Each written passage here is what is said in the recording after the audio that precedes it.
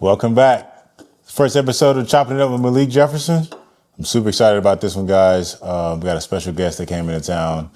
Former first-round pick for the Cincinnati Bengals. We were actually teammates in 2018. He's been amazing. He's done amazing things with his foundations. He's a family man. He's a guy I want people to know, especially around the world, because he does a lot of things in the community, and it's huge that we recognize the things that he does, and also so you can see some upcoming things that he does as well. But we're going to be talking, and we're going to be cooking. So let's get it going. John Ross? Let's do it. How you doing, man? Man, I appreciate it. First of all, course, brother. Thank you, brother. No, thank you for coming, for real. This is definitely, I appreciate it. No, let's get into it, man. No, I think you have a lot to offer to people. I think that the value you bring to life is crucial, and I think there's things that you should share with people to help them, or tell people your situation, your story, and where you came from, because I've heard you talk, and I've heard things that you said, and I just want people to understand it doesn't matter what level you at. Like, what I talk about is always being human, because we all have different levels of things that we do, obviously at a higher level or lower level, but it's important to us. And the magnitude of stuff kind of weighs on you at some point, and it feels like, even the person with the smallest things going on, and they don't think that we have big things that go on as well, or small things that go on that bother us, because money is the problem solver. But, we talk more spiritually about things, and, specifically about your life. What do you think is something that's important to tell people about your story and who you are? Well, personally about me, I think, I'm a father first. I think that's the most important thing about me. So, I think a lot of trials and tribulations that we go through are caused by childhood. Correct. Our childhood, it comes from childhood trauma. So I'm a father first, so everything that I do first is for my son, and I think from what I've been through in the past, it makes me it made me a better father, and it continues to make me a better father, and that's my main goal. You know what I'm saying? I feel like that was my mission from God. For some odd reason, I feel like out of all the great things that I've done, this just feels like this is who I was supposed to be. Your biggest moment, basically. Yeah. I feel like I was made to be this little dude father. Yeah. You know what I'm saying? And I take and you cool. He is the best kid ever, man. I take pride in that. You know what I'm saying? I love being his dad. You know what I'm saying? He makes me want to be a dad for other kids. You know what I'm saying? He makes me want more kids. So that's what you say. Want more kids? Nah, I do though. I understand. Yeah. Especially if they come out like him. Right now? I wouldn't say right now. I think it's a tough time right now, but in the future for sure. I think, the problem with that is people want to talk about the age and stuff like that. I still feel like we got so much time, you know what I'm saying? 100%. You shouldn't rush anything. I think patience has been one of the things I've learned a lot. And, with the football stuff, it teaches you so much. Right. And the patience that you had, with the circumstances you've gone through, do you think that that's a reflection on how you live your day-to-day life? You know what I mean? I think it has something to do with it. Yeah. Also tying that into fatherhood, the patience that I have to have a child, but I think my patience just came from me going through the same situation from time and time, over time, the same injury, going through all this other stuff. Like, just for example, when I was in Cincinnati, I came in with a shoulder injury. Yeah. Then I had to go through rehab, and then I had to get surgery on my other shoulder the same year. I already know, man. Yeah. There's a lot of guys, we always say it, but you play injured. Right. But a lot of guys actually play hurt. Like in your situation, you definitely play hurt over the years, and that's very hard to do. So I commend you for that. And, it's all about taking care of yourself and finding the right recipe for your body. For sure. You're obviously a freak of nature. We can go back to you running the 4.2, it was insane because it looked effortless. Like when I watched it, and I was like, I was a dominant 40 runner. I thought I could run a 40 perfect, but it didn't even look like you were going that fast, but you were going that fast. That's probably the most pristine running NFL running. You never ran track, right? Nah. So that's crazy that your form and everything is so naturally gifted. Your parents fast or something? Your dad run track? My dad didn't run track. You know where the speed came from? Yeah. They say it's a mix between both of my parents for real. Yeah. I personally don't see it. Yeah. I look at them every day. Ain't no way I got that from y'all. But that's just me, joking. But they did say my mom ran track and my dad was a football player. So, I can see how that commingle and you get, an athletic kid, and that's what happened. So I always tell people that my speed was God-given. Yeah. I never had a speed trainer until I got to It's just one of those things, bro. And it's crazy because, like, that moment was huge for obviously NFL history, but like obviously for yourself, like, I think you at that year was like the island, whoever won the fastest time or something like that. Yeah. So did you get offered that, or what happened with that situation? Yeah, so I definitely got offered the island. But I thought you won an island.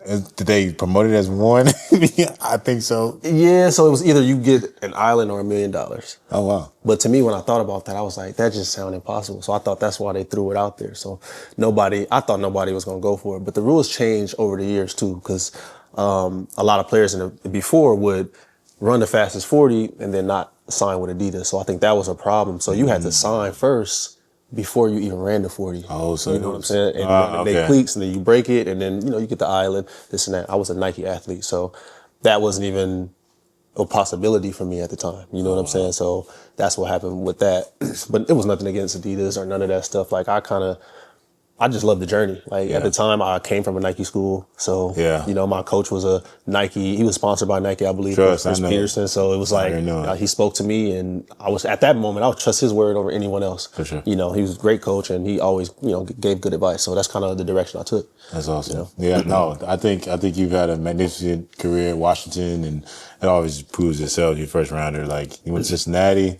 Obviously, things don't happen the way that you want them. 100%. I think I was at Cincy with you, and I was gone after my second year after being a third round pick, and it's just one of those things you can't really be mad at anybody about. It's one of those learning curves that you learn about the business of the NFL, and as your career went on, how do you feel like you progressively learned the things about the NFL that you didn't know initially? Because I know one of the biggest things for me was actually seeing the coaching staff change. And when I went through that coaching staff change, I had no relationship, nobody to kind of protect me, if that's the word I want to use. So whenever the new coaches came in, it didn't seem like I was their favorite. So I was automatically out of the door before I even started to sit down at the table. So what do you think? I think in a way you when you start to go through the adversity of the league, you kind of see the real side of it. Yeah. And I think that's tough because everybody don't get to experience that. You know what I'm saying? You just got some people who take off from the beginning, some people who start off slow and then progressively grow into a superstar. That happens. Or you got guys like us who,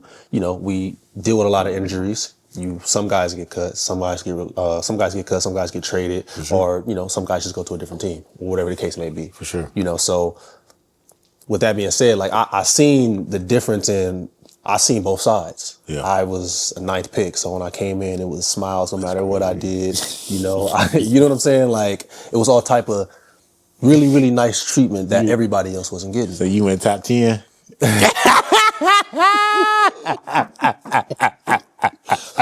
Nah. That's hard though. That's hard. That's hard. For sure. I'm thankful. I'm definitely thankful. So, but you see, then, I took a different route. I stopped playing because I just physically couldn't get right. It was every single year. I never played healthy ever. It was just, I was dealing with that. So when I stopped playing, when I stopped playing and I came back, I seen a whole different side of it. Sure. You know what I'm saying? It was more so all right, you still fast and this and that, but when the money different and everything else is different, the situation changes. And everybody knows that, I said, but everybody don't get to deal with that or experience that. So it's definitely, I think, that's something. That's definitely a bigger topic. No, you know what I'm saying. That's yeah. That'll be maybe another episode or just a podcast time if people want to hear more of that story, because we could definitely get deep into that. I hate it because I know you got so much to say, and you give me game and give me advice on stuff that I personally went through to try to overcome these things, so we don't repeat them like you said earlier. So 100%. I think it's important that people understand that repetitive habits or actions are bad for you. Actually, you should really kind of understand what it is at that point. But you know what helped me in all of this? I learned that you can't take none of this personal. No, for sure. Because in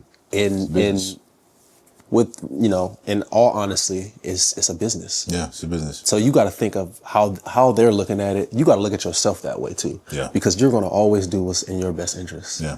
And you just it can't always be when the cards are in your favor. For sure. And I learned that. So I wasn't being selfish or not. It just was weird that I would feel a certain way, I should have this, and I was never that person because of where I was drafted. But it was my environment. It was people telling me this, saying, "Oh, you're a first round pick. You should do this. You should do that." And I kind of fell victim of that. Yeah. Early in my career, and then I started to see myself I never I didn't get here by listening to other people. Of course. Like nobody ever believed in me for real. You know, like people wasn't really talking about me. Like I always had to work for real, and I always was hurt. You know, but I always had to dig.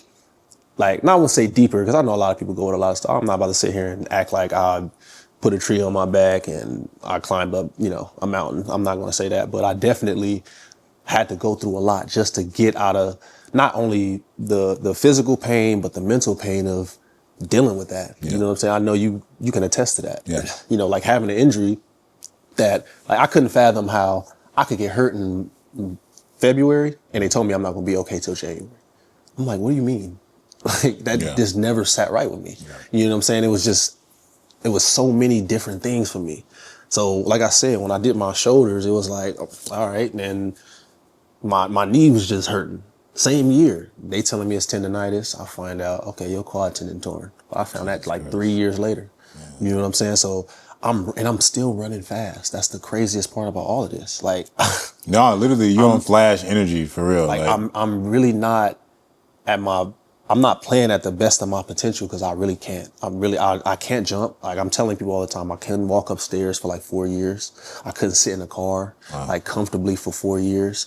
Like I couldn't even sit, like right now, I couldn't sit like this for 4 years. Like, and push myself up. Nah, I gotta grab this table.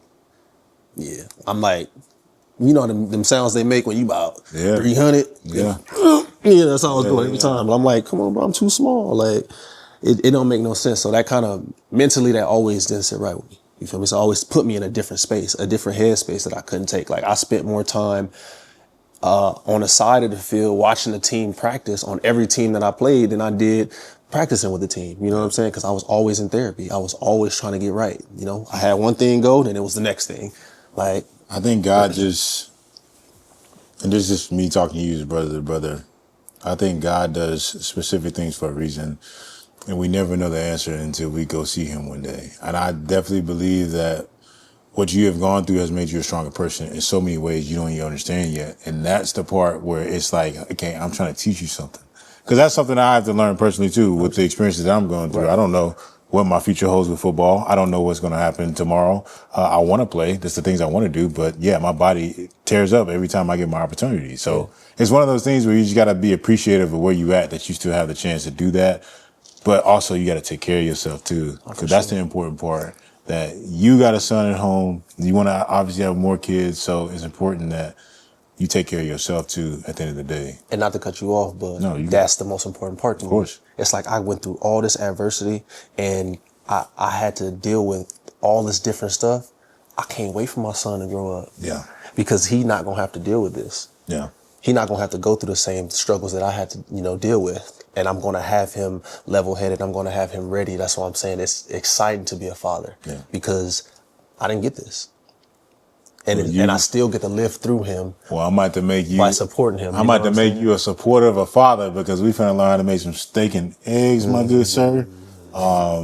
Shout out to Truff for sending us some truffle oil for us to use. We'll see that and some salt. So,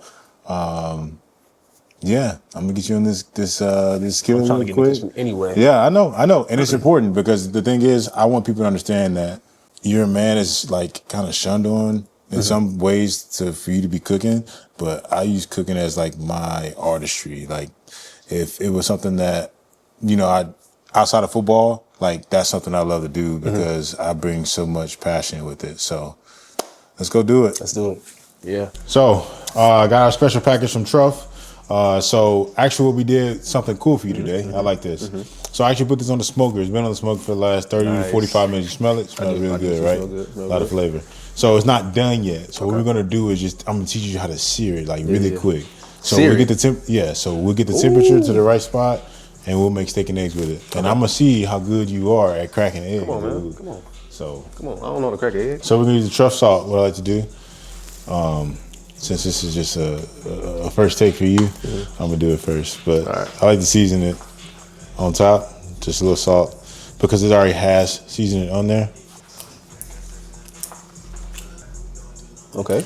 How you know how much to put on there though? Man, with truffle oil especially, one of those things, like it's gonna spread. Look how like everything is just falling off. So right? explain truffle oil to me though. Like so Truffle oil is a good base like for seasoning. So like whenever you're putting any oil, you can use olive oil, whatever you like. But I like to use truffle oil, especially this brand. Like you smell the flavor of how it smells. Like, do smell good. It smells rich. Like it's really good. So I love truffle. Like I always use truffle on like everything I cook, especially chicken. Whenever you make a truffle chicken, but it's amazing on steaks. So we're gonna do this. Pan's hot over here, and then we'll let it sit. So with steaks, especially with this, it's not tricky because this is not cooked all the way. This is obviously a fillet. Right. I don't know if I prefaced that, but this is a fillet. So depending on the temperature you want internally is going to tell you exactly where your steak is. Medium, medium rare, medium well. There's charge. There's so many things you can do. I always get mine to about 120, 130 range. So you stick it in there, I'll tell you. But, so like right now, they're not even close. Go ahead and get on the that pan. I got a challenge for you, my boy. Man. Don't ask me to do one hand egg crack. You gotta do a one tap crack. Come on, man, that's what I do. If you can get all 5, I got the gift card for you, know? You ain't know gift cards induced to this. So turn me up, man. I fucked it up. No, hey, at least no shell. A little shell is okay. It is. It's all right. You don't like crunchy eggs? No, if it ain't no big shell, we gotta get that one out now. You don't like crunchy eggs? No, man. Oh, I mean, I like a little crunchy eggs, man? What is that? Oh my God. Wait. God, lead us the whole egg. Nah, it's because where you buy these eggs? You ain't getting that gift card. That's a good egg. Here, let me. That's not a good egg. It's my first try. And you doing it. You gotta hold the bowl, man. That's what I was doing. You hold the bowl? A little bit. Exactly. Come on, man. Come on. Hold on. Let him get up in there. Look, come on, crunchy. But I'm saying it. Look at that drop. Look at that drop, boy. Nice. Come on now. I'm usually Look at that. I'm Look at that. I just had to warm up, fam. Hater. That's a nice. That's a little. Thank you. Turn me up now. Okay. All right. That's enough. Yeah, that's it. That's enough. That's my thing though. Eggs. It's already high protein and high in fat. You can't put too much salt in there because if you do, come on, man. Come on. You know it's fair. I'll give you that because you know why? With this meal specifically, we got the steak with all the flavoring that it's gonna bring. We're gonna put the egg on top. You see my ism. But it's still not gonna be enough. You're gonna see. Watch. When you taste it, you're gonna be like, oh, I should have put a little bit more salt in there. So I don't really all like these crack pieces you got in here, man. This is insane. Insane, I tell you. Because criminal. You the one that like crunchy eggs. Nah, brother, man. Got something else for you to do. Yes, Go ahead and mix it up. Well, they gonna be stale. Yeah. Come on, I really be in the field though. What I mean by the field, like my son, he like eating breakfast in the morning. Like I really think I work for him. Now that all right, neighbor. Oh, he's a hater. D1 hater. Just because we got a smoker. It's cool though. Smoking Joe's. You ready, E? Yeah. All right. Oklahoma Joe Smokers. Wow, my boy Joe Mixon should have got a deal. Joe Mixon didn't get a deal? No, we be Oklahoma Joe, that'd be crazy. That's what I'm saying. We here. Then open that up. Don't burn me up. I don't even like Oklahoma. Who don't? I don't. Texas. No, but I'm saying I know you don't. But I'm saying he went to Oklahoma. I know that should be his. Come on, man. My boy. I'd buy it if it said Oklahoma Joe Mixon. Come on, they owe my boy NIL. They owe him a lot of NIL. You feel me? All right, what we got on here, Jay? What can you see that you notice? Me? Yeah. Okay, so we got the brisket right here. Yeah. I feel like this whole half is mine. We got some smoked steaks in here. He doesn't know. It's got smoked fillets, so we're gonna turn those into burgers. Nice. So what I'd like to do is I like to smoke it first, and then this is just some fat I'm gonna render down with that brisket that I had sliced off for this piece. So I'm gonna close it up because it's gonna get hot, and we want it to stay cold. And let's go back in for finishing up touches. It's finished. What I like to do, and I need to clarify this, I did 2 minutes on each side. So what I did with that is every 2 minutes I flipped it. Okay. Because it's a filet, it's obviously a thicker piece. You know, a different type of steaks, you can do whatever you want. But 2 minutes normally my brain clock. But I love to do is put the grease on top. That's everything, and we're just gonna let it sit. Okay? It's a campfire, it's really a campfire meal. Like that's why I like it. Because it's one of the proteins you can bring both of them and they'll last you all day. You'll be good. I like making this. It's a quick little meal. If you do have just like leftover steak from a restaurant, it's perfect. Just go re-warm it up. Yeah, that's what I did before. Exactly. Just warm it up. We might be cousins. We are cousins. You don't know that. Maybe you're brothers. Right. How many brothers and sisters you got? 7. I'm one of them. How about that? 8. All that steak flavoring, the butter, everything. Impersonation. Who they say you look like? You know, I don't really. I get some people, but it's like, not me. You know. Every time I come to Dallas, somebody, a drunk crowd, think I'm Travis Scott. Travis Scott. That's a good one. And I might be tired of that. Nothing against Travis, but I'm definitely John. You know, I wake up John, I go to sleep John. Oh you know, like. Okay, let's get yeah, man. I got called a few people. I ain't gonna lie, but you know, just call me John. You know, just call you John. Yes, it. Yeah. This the best part. This the best part. Man. We got our filet, man. Smoky flavor. You know, this is. For it being smoked, it gives that little color because it's kind of been cooked already. You see what I'm saying? But it's really good. It has so much flavor. Like, obviously, we can pull off a steak and just cook it the way we want to. But, bro, when I tell you this is going to be really good, it's going to be amazing. You can do a taste test if you want to. I'm just go ahead. Go ahead. I'm patient. I'm patient, brother. I wasn't. You see my hands? Yeah. I ain't listen. Nah, you wanted to. I'm trying to tell you. I was about I to know tell you wanted to. It's all right. There's like a little smoke ring in there, guys. Look at that. That's actually beautiful. Let me get this. Look at that little smoke ring in that little steak. See, that's my thing. My bad, man. I be really wanting to show my personality. Right on top. Put some finishing salt on there, brother. I would love for you to try your steak that you made. And I know people are going to be like, oh my God, you overcooked the steak. If you know me, I don't do that. Trust me. This has been on a smoker. For professionals that know this, they know that it's basically cooking already. So, would you like to try it, good sir? And give me your opinion on what you think of it is. Would you take this home and feed your child with it? I just want to know. Discretion or mess? Yeah. Yeah. You might know something. Yeah. He might know something. Yeah. Don't forget who made the eggs. He keep taking credit for what I did. It's nuts. You didn't make the eggs. You did not make the eggs. I can hear you over there.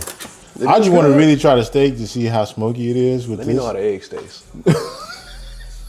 Wow, that's really good. Come on. Oh, you talking about the steak? Yeah, I ain't worried about you. My bad. I'm sorry. My bad. Yeah, I know it's really smoky, ain't it? Thank you guys for tuning in. Definitely. I appreciate y'all's time. Thank you, John, for coming.